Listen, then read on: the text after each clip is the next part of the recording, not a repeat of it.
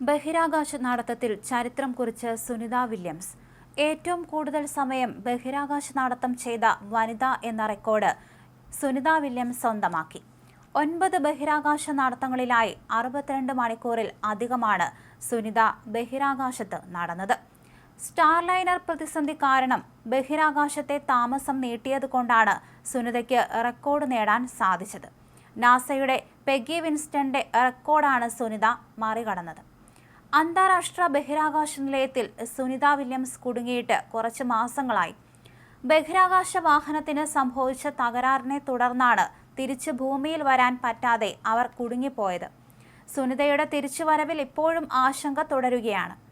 രാകേഷ് ശർമ്മയ്ക്ക് ശേഷം ബഹിരാകാശത്തേക്ക് പോകാനായി തെരഞ്ഞെടുക്കപ്പെട്ട ഇന്ത്യക്കാരൻ ശുഭാൻഷു ശുക്ലയുടെ യാത്ര ഈ വർഷം ജൂണിൽ നടക്കും. അമേരിക്കൻ സ്വകാര്യ കമ്പനി ആക്സിയം സ്പേസുമായുള്ള കരാറിന്റെ അടിസ്ഥാനത്തിലാണ് ശുഭാൻഷുവിന്റെ യാത്ര. അതേസമയം അന്താരാഷ്ട്ര ബഹിരാകാശ നിലയത്തിലേക്ക് ശുഭാൻഷു അടക്കം 4 പേരെയാണ് ആക്സിയം 4 ദൗത്യത്തിന്റെ ഭാഗമായി കൊണ്ടുപോകുന്നത്. 2 ആഴ്ച നീളുന്ന സ്പേസ് സ്റ്റേഷൻ വാസത്തിനിടയിൽ നിരവധി പരീക്ഷണങ്ങൾ നടത്താനാകുമെന്ന് പ്രതീക്ഷയെന്നും ഇന്ത്യയിലെ പുതിയ തലമുറയ്ക്ക് ദൗത്യം പ്രചോദനമാകുമെന്നും അദ്ദേഹം പ്രതികരിച്ചു.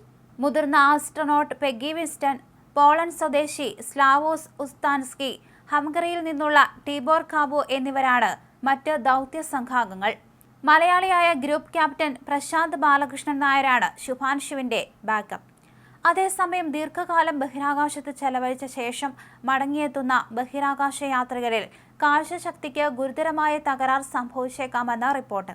ഗുരുത്വാകർഷണ ബലമില്ലായ്മയിൽ ദീർഘകാലം ജീവിക്കുന്നതാണിതിന് കാരണമായി ഗവേഷകർ പറയുന്നത്.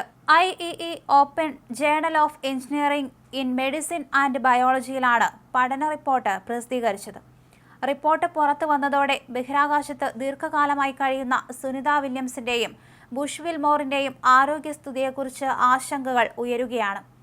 അതേസമയം ചൊവ്വ പര്യവേഷണം പോലുള്ളവ നടത്തുമ്പോഴും ഈ പ്രശ്നം അതിരൂക്ഷമാവുകയെന്നാണ് ഗവേഷകർ അഭിപ്രായപ്പെടുന്നത്.